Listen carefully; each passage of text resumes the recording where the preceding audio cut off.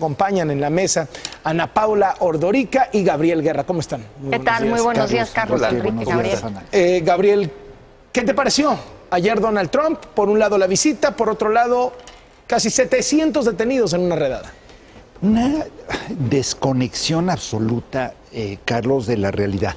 Pareciera ser que Donald Trump y la Casa Blanca y su equipo viven en un universo paralelo en el que sienten que su retórica no genera impactos y consecuencias, que no tiene absolutamente nada que ver con que le podemos llamar desequilibrado, demente, como queramos, un terrorista se tome 10 horas en carretera con un arma de alto poder para llegar a masacrar mexicanos, que lo publique previamente, que lo dé a conocer en todos los medios. Y Donald Trump llega a visitar primero Dayton, Ohio, y después El Paso, como que estuviera en campaña. Yo me quedé viendo... Está en campaña. Bueno, pero debería haber momentos, Carlos, por elemental decencia y sentido común, en que das un pasito atrás, le bajas al tono. Justo en el Facebook Live hablábamos, Enrique, si no lo estamos tratando de medir desde nuestros zapatos, poniéndose en los zapatos de Trump, en cómo piensa esa gente, en cómo están planeando su estrategia, ¿no tiene perfectamente lógica que vaya, se presente, como lo señalabas en redes sociales, como un rockstar visitando el hospital? Todo es alrededor de él, no alrededor de las víctimas, y el mismo día de este golpe? ¿No encaja todo esto perfecto en la narrativa que él quiere presentar para ganar la reelección, Ana Paula? Encaja perfecto, pero asombra, porque normalmente, como sabemos todos, en Estados Unidos ocurren estas matanzas muy seguido. Ahorita estamos en el día 220 del año y van 297 matanzas, va más de una matanza al día. Pero lo que no ocurría antes es que va el presidente y él va a confortar a la gente. Y aquí Donald Trump va a confortarse a sí mismo. Él además se cree una víctima de los medios de comunicación cuando va a platicar y a tratar a lo que uno esperaría, que es acercarse a la gente. Entonces, esto es lo que es muy distinto de lo que veíamos antes.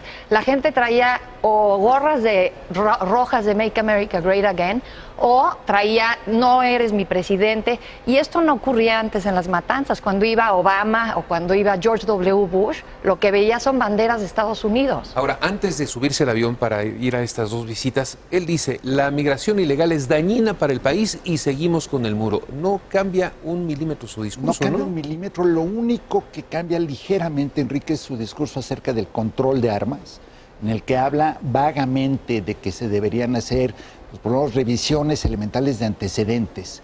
Es que, esto es verdaderamente demencial. O sea, en Estados Unidos es más fácil comprar un arma que comprar una botella de alcohol, prácticamente. En muchos estados no necesitas comprobar nada, puedes tener antecedentes de lo que quieras y puedes llegar y comprar el arma que se te antoje. Entonces, eso que ya le ganó una llamada de atención de la National Rifle Association, que ya dijo que cuidado, que tampoco vayan a ir demasiado lejos. Es un tema muy incendiario, pero en el tema migratorio no solamente no cambia el tono, yo creo que lo endurece. Creo que lo endurece con toda esta idea, lo que señalaba Carlos hace un segundo.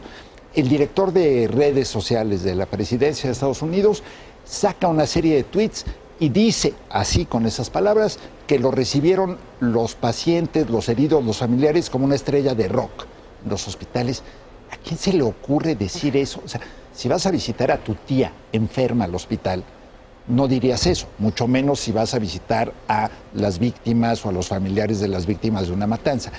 Y la redada de ICE en Mississippi, que es masiva, pues habla precisamente de cómo nadie está sintiendo la tensión, la polarización y la liga que se está estirando en Estados Unidos de manera terrible con este asunto. Yo creo que Trump tenía muy claro desde el principio que lo que él quería provocar y generar entre la población de migrantes documentados e indocumentados era terror y pánico, y todo esto está alimentando su narrativa y está fortaleciendo su estrategia, por supuesto.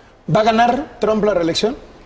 Bueno, esperemos que no, pero pues sí, tiene un piso y un techo muy cercanos, 30 y tantos %, pero en estados claves, y en esos estados claves él se ha estado fortaleciendo. Entonces, qué en dices, este Gabriel? momento yo pensaría que sí, pero esperemos que cambien las cosas de aquí a entonces. Hay dos fenómenos muy curiosos. Por un lado, ha ido lentamente, pero ha ido subiendo su popularidad, y un factor que es distinto, pero es la aprobación a su gestión. Es decir, la popularidad de Trump individuo es más baja que la aprobación en las encuestas a su gestión como presidente. Ese es un fenómeno curioso. Ha ido subiendo poco a poco, está en los niveles casi más altos de su presidencia, no rebasa el 50%, eso pareciera ser la barrera infranqueable para Donald Trump. Increíble que el presidente de Estados Unidos, con todo el poder, con toda la maquinaria, con todo lo que puede hacer en el mundo, no logre que un estadounidense más lo apruebe de los que lo desaprueban. Bueno, además Eso es- todo depende de la No. economía, tú lo sabes bien. sí. Si Y habrá que mantiene ver. la economía así, pues va en caballo de Hacienda. Si sí llega la recesión que algunos están anticipando, entonces Que- ya no que va a pinta tener, que podría ser ya por no va ahí. a tener de dónde agarrarse ¿Cómo- para poder reelegirse. ¿Cómo viste la reacción del gobierno mexicano? Claro, estamos ante la peor matanza de mexicanos, de latinos en Estados Unidos de estas características. ¿Cómo viste la reacción de la Cancillería? Es del la gobierno primera mexicano? vez, de hecho, porque ya le había tocado que si a los afroamericanos, a los musulmanes, a los judíos, han habido matanzas enfocadas a distintos pueblos o distintas religiones, y es la primera vez que le tocó a México. Yo creo que el gobierno mexicano lo está haciendo bien. Quizás valdría la pena que el presidente López Obrador fuera a visitar Ciudad Juárez, pero creo que lo está haciendo bien. Pues está hablando de deplorar esto que está ocurriendo en Estados De Unidos. tomar una acción legal. Exactamente. Y me parece un poco ridículo el tema de decir que quieren que extraditen a Crucius, a este joven que fue el asesino, pero Gabriel Pardí. Sí, mira, yo la verdad creo que ha sido el tono más duro que hemos visto de parte del gobierno mexicano ante acciones sucedidas en Estados Unidos. La respuesta principalmente de Marcelo Ebrard en ese sentido fue, creo que muy clara, muy diáfana.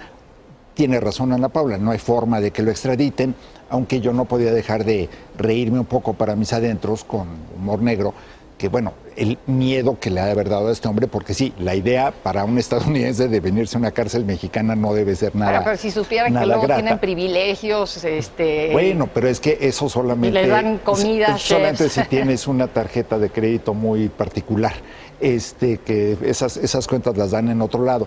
Pero sí creo que la respuesta ha sido adecuada, tomando en cuenta sobre todo que la probabilidad de que Trump se reelija es altísima. Entonces, lo decía muy bien Ana Paula, tiene una estrategia muy clara en los estados clave. En Estados Unidos no gana el que tiene más votos, esto luego se nos olvida. Gana el que gana los estados que le suman los votos electorales. Es un sistema electoral de la prehistoria. Entonces, complejo y la verdad arcaico, ¿no? Porque no refleja la norma elemental de la democracia de un ciudadano, un voto. Pero al final del día, Trump yo creo que va en caballo de Hacienda. Los demócratas siguen peleándose entre sí. No han logrado acotar ligeramente el número de aspirantes. Es de nuevo una barbaridad, ¿no? Tienes veintitantos aspirantes demócratas 23. y se están pegando con todo entre ellos. Una última. El tema de terrorismo, el tema de catalogar esto como terrorismo, el terrorismo Blanco. que anima la supremacía blanca, etcétera, etcétera, comparado con un terrorismo islámico al que parecen dedicársele todos los recursos, toda la atención, toda la inteligencia, etcétera, etcétera. ¿Le hace falta tomarse en serio a este tipo de incidentes que parecen también estar conectados? No necesariamente es un loquito que agarró y fue, compró un arma, sino pues están vinculados a través de internet, se alimentan totalmente. mutuamente. Mira, cuando alguien de origen musulmán o de religión musulmana comete un acto como estos, se le echa la culpa a la religión. Cuando lo comete un blanco, como ocurrió en esta ocasión, lo que dice el presidente son los videojuegos, son enfermedades mentales. Entonces no lo están tomando seriamente, y eso es justo lo que ahorita está pidiendo la población en Estados Unidos. Tomémoslo seriamente como lo que es. No tienen que enmendar la segunda enmienda, valga la redundancia, no la tienen que cambiar. Lo que tienen que regresar es a lo que tenía Estados Unidos entre 1994 y 2004, que es no tener acceso a este tipo de armas de alto calibre que no sirven más que para matar en pocos segundos a muchísima gente. Sí, pero mira, yo creo que aquí hay dos cosas. Por un lado, en el discurso público, evidentemente no se le está dando atención, no se está dando la importancia que tiene el fenómeno del terrorismo y del radicalismo de los supremacistas blancos. Tucker Carlson ayer, que es además uno de los más vociferantes partidarios de Donald Trump en Fox News, decía que era un engaño eso de la supremacía blanca, que eso no era un tema en Estados Unidos. Por supuesto que es un tema. Hay grupos organizados en Internet, pero en muchas comunidades, en muchas localidades, están ahí y muchos son líderes respetadísimos de su comunidad. Bueno, pero por el otro lado, leía yo antier un dato muy interesante. Una fuente del FBI declarándole al New York Times, han realizado más detenciones relacionadas con terrorismo doméstico, lo que ellos llaman terrorismo doméstico, que con terrorismo extranjero. Lo que pasa es que legalmente no existe el concepto de terrorismo doméstico. Lo único que sí existen son violaciones a leyes de armas, asesinato, etcétera. Pero ya han más de 100 detenidos. Entonces, el FBI sí lo está tomando en serio en su operación cotidiana. El presidente de Estados Unidos no, la clase política tampoco. Y ya se volvió esto el peor de los escenarios, una disputa política, un botín político en que los demócratas, por un lado, lo aprovechan para pegarle a Trump y Trump, por el otro, se presenta, lo que decías tú, Carlos, la paradoja perversa de decir que él es la víctima de todo esto. Muchísimas gracias a los dos por acompañarnos esta mañana. Gracias. Gracias, Ana Pablo Dorica, Gabriel Guerra. Miren nada